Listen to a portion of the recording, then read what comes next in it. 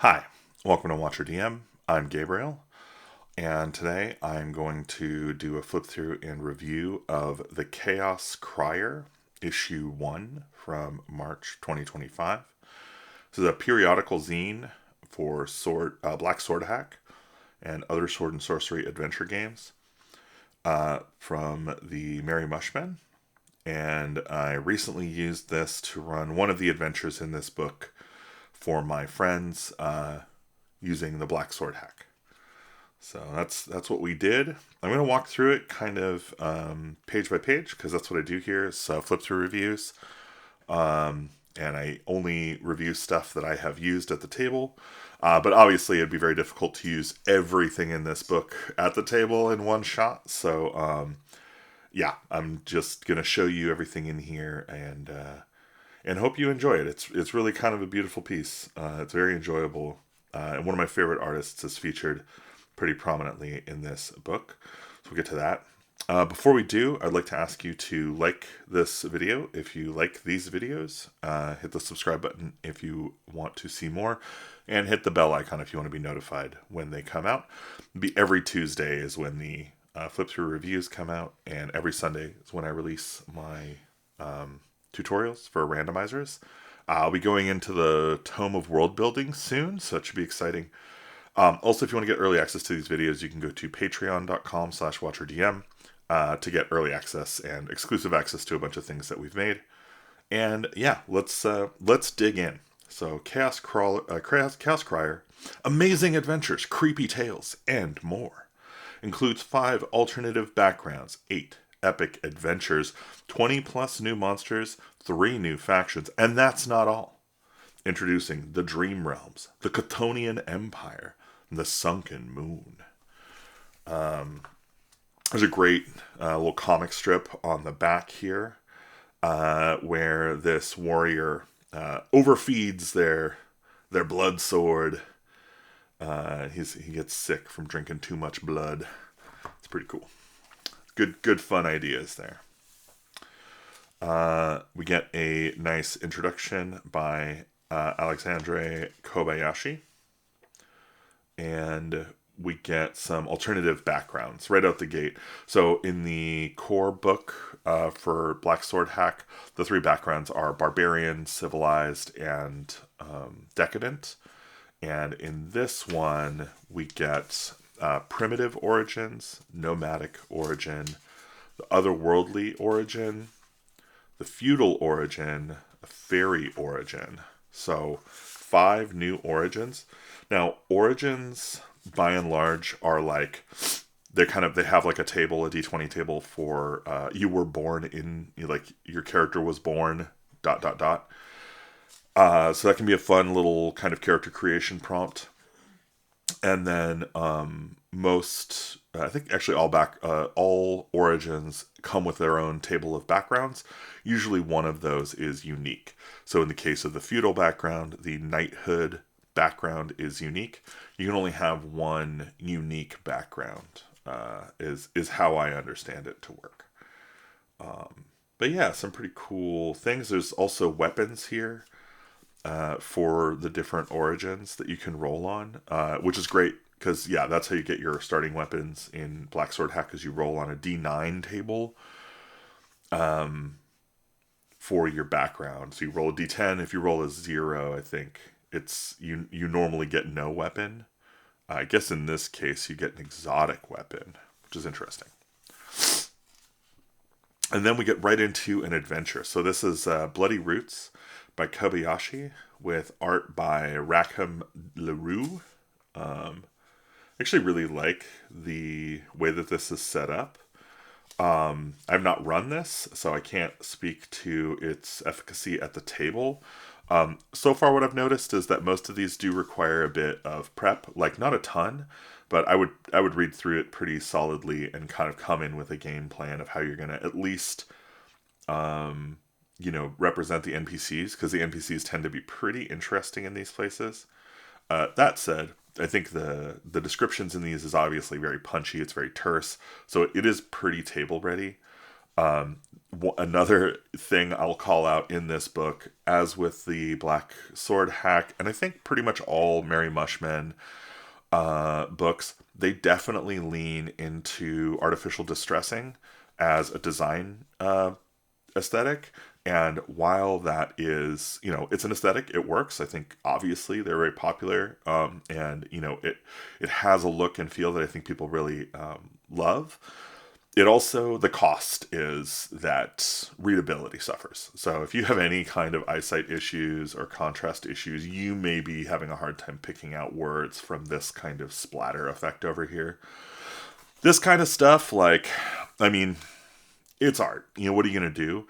I think there's, the challenging line to walk is to make something usable that also, looks super appealing. It's too bad that oftentimes those two forces work against each other. In this case, I think they do. These are really tight fonts. I mean, that is super small right there. In the Chtonian soldier stat blocks and some of these other stat blocks, you see some really, really small fonts. That combined with the texture of the page really would make this challenging for anybody who was experiencing any kind of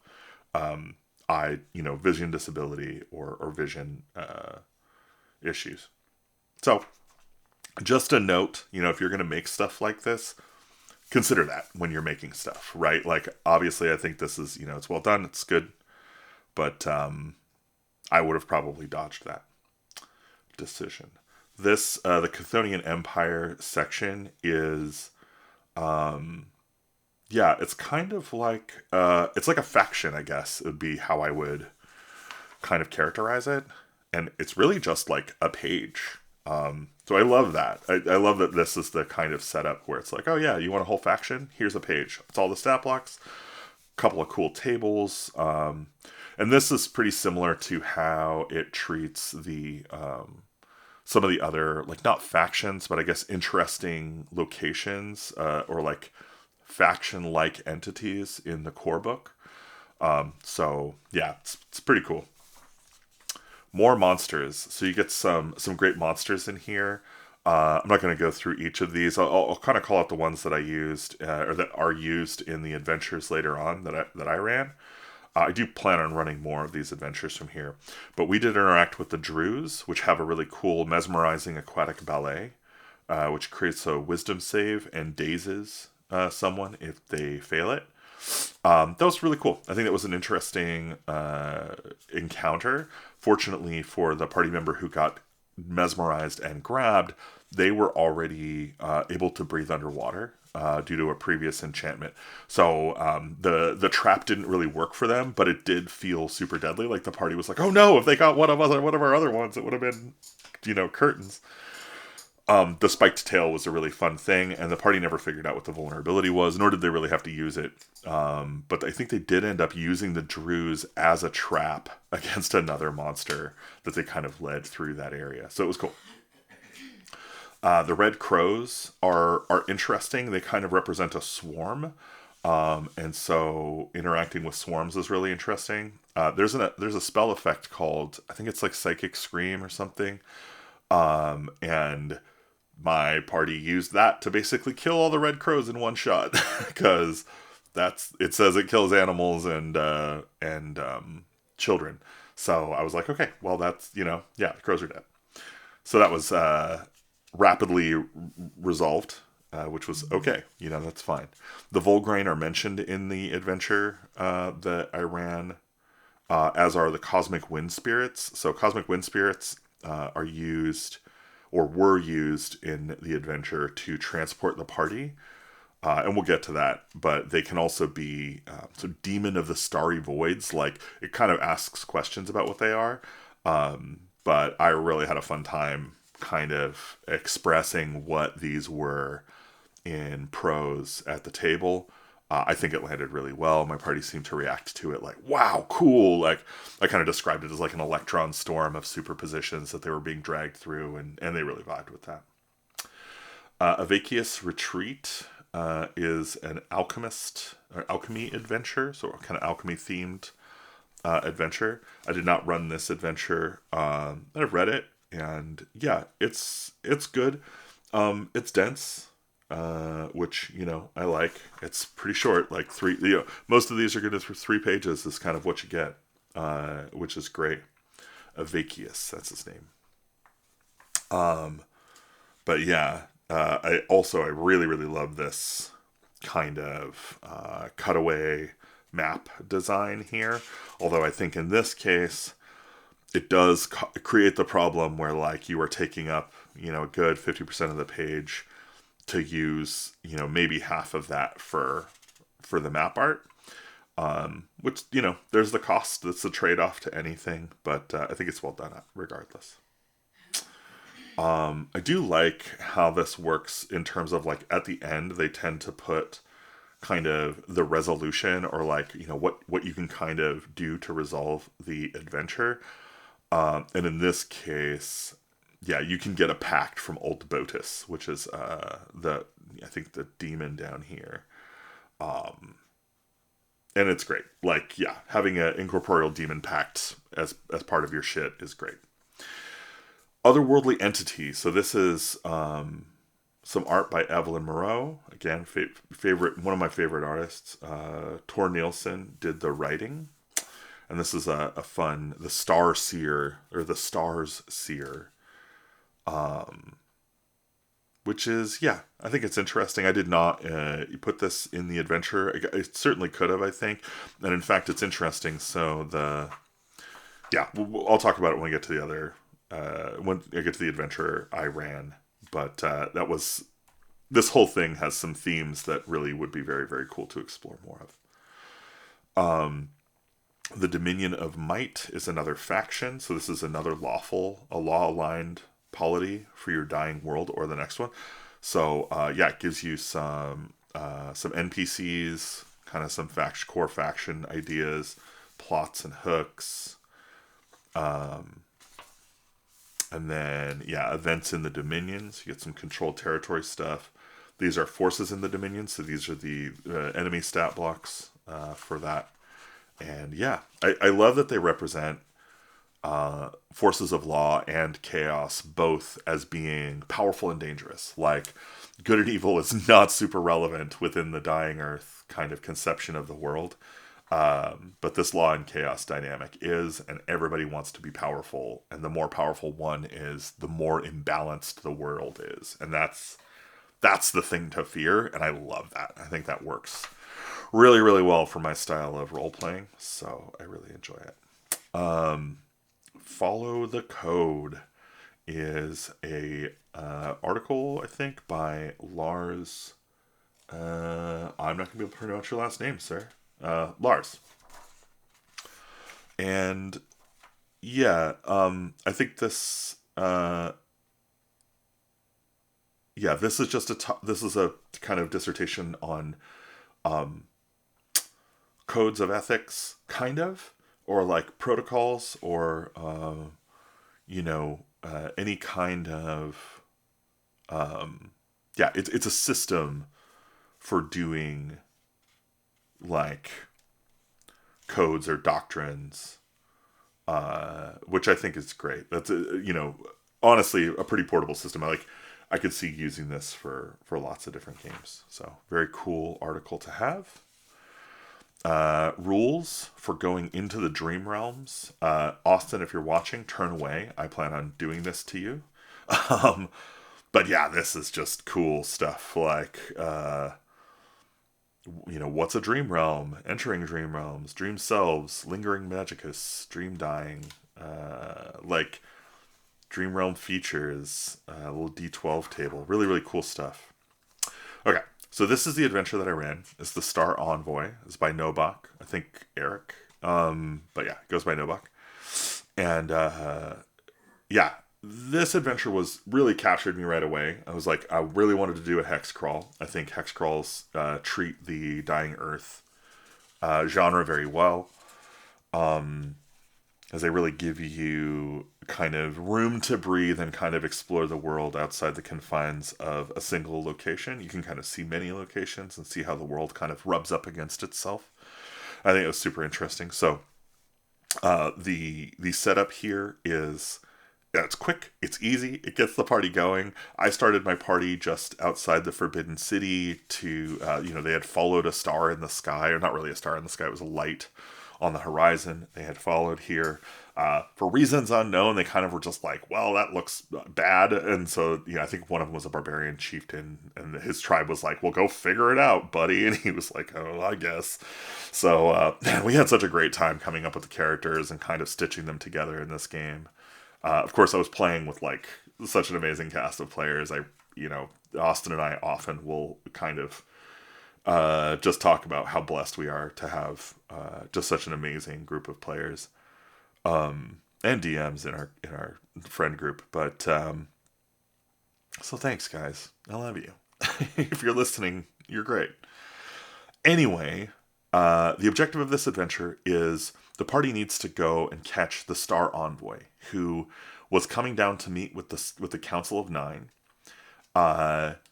They got hijacked by Zaratazarat, the evil wizard, which, love that name. It's going to show up. It shows up all over the place, actually. It's like in a bunch of knock issues and stuff. So obviously that's somebody's Karazar, right? Like that's somebody's favorite wizard. And yeah, he gives you a white coral medallion to transport you to the location of the, vehicle, the Envoy's vehicle. When you get there, the vehicle has been busted open. There are signs that the creature inside has fled, and there's a couple of dog-faced thugs who are there guarding the spot. And things just kind of descend into chaos from there, right? As you're trying to find the Star Envoy. And once you can get him, if you have the right stuff that he needs, he will speak the incantation, and the wind spirits will take you back home to be rewarded. Ultimately to resolve the quest or whatever. So they know some stuff about the Star Envoy to start with, which is great. Because one of the early questions was, what are we looking for? And I was like, yeah, this is what you're looking for. They're like, yeah, cool. That looks like nothing else I've ever seen before. It's a hideous monster. Can't wait to meet him. They travel from the star Arcanar in a metal sphere, a filiform being with purple skin covered in sharp spines and a dorsal crest of phosphorescent bone protuberances. Long, elastic limbs ending in 3 fingers and toes, an elongated skull with a single eye and a vertical mouth full of tongues. Their language is incomprehensible to humans, with whom they communicate telepathically via partially intelligible flashes of mental images. Yeah, juice. By the way, filiform means tentacle-like, so it's like a jellyfish man. Super cool. Now, this does lend itself to Heralds of Law. So I just assumed my party was Heralds of Law. We didn't really talk about it. It wasn't that important. Mostly because we were running a one-shot. So it's fine. Don't do that thing. No. Stay good, little book. So, yeah, you can see here that the adventure, again, very short. These are the locations. So you basically have 2.5 pages of location data with your stat blocks in line for everything that isn't found elsewhere. So they do use Druze, like I said. I think they also use the Volagrain and something else, the Red Crows. So when they refer to those, they refer to them in the text with page number. That's a little annoying, but also like that's how you do this, right? Like if you're going to do something this punchy and terse, you're going to have to make those kind of concessions, and I think they did it well. Honestly, they did it extremely well. I had no problems running this adventure. Some of the highlights here are how anytime an NPC is mentioned, or anytime a place is mentioned that like the PCs might interact with, it gives you actual quotes that you can use to say, which, as a DM who often finds himself having to improv, like, creatures of uncertain intelligence or will or charisma. Knowing what they're talking about and knowing what they're saying explicitly was super helpful. It just really made it very easy for me to drop into character, drop back out doing description. I could expound on all these things really easily. It gave me good voice. So this stuff, man, I'd love to see this in more adventures. I thought that was really, really cool. Now, I will say one thing that isn't clear in the text here is how the party can like figure out where this thing went. So I did have, it's OSR, it's rulings, not rules. So largely if the party was searching for tracks or anything, I would have them roll an intelligence test and to find kind of, if it wasn't explicitly called out in the text, that they could find kind of trace. And that always worked, so they kind of made a beeline for the end. That's not to say that they didn't encounter interesting things. They certainly did. And they pretty quickly got doomed, right? They ran out of their doom dice, and that caused them to need to rest. And so they ended up resting in, I think it was Abandoned Village 6. So they met the Fly People, and the Fly People were like, leave us alone, get out of here. And they're like, come on, we really need a place to rest. And like one of them was the Barbarian Chieftain, so he was kind of a dick about it. It was great. Great roleplay, lots and lots of fun. Man, I really just had a great time running this adventure. I could talk about it for hours. We don't have hours. I'm already 21 minutes in, so I'm gonna go move on. The important thing is the party got to the hunting camp, which is where kind of the end beast is. One of their number fell, almost, certainly would have died had they remained. They scooped them up, ran in, and they happened to have both the tablets, which they had found before they left the first city, and the walking stick, which they had gotten from the Druze encounter. And so they were able to end the adventure successfully. And luckily, our fallen party member rolled on the death table and got like you sprained an ankle or something. It was really, really chill. So everybody lived, they succeeded, but it felt very harrowing and lots and lots of fun. The Purple Desert, with art by Luca Rayek and by Chris Gardiner, this is very ultraviolet grasslands kind of Vaults of Varn kind of vibe stuff, which I love it. I think again it's super, super punchy. It's really terse. You get some different like stat blocks, and I think these are wraiths. So the Rag-Wraiths, they kind of have these like this crazy whole section is about Rag-Wraiths, which is cool. The Sunken Moon. So this is the thing I kind of want to engage with the most next. So I'm going to be running Ultraviolet Grasslands using this whole, using Black Sword Hack. And I want to use kind of everything from this book as well. So I'm working on making that alchemy happen.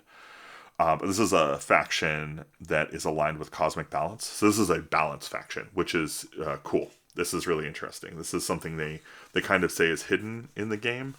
And so, this is some stuff I would love to introduce in the game and talk about.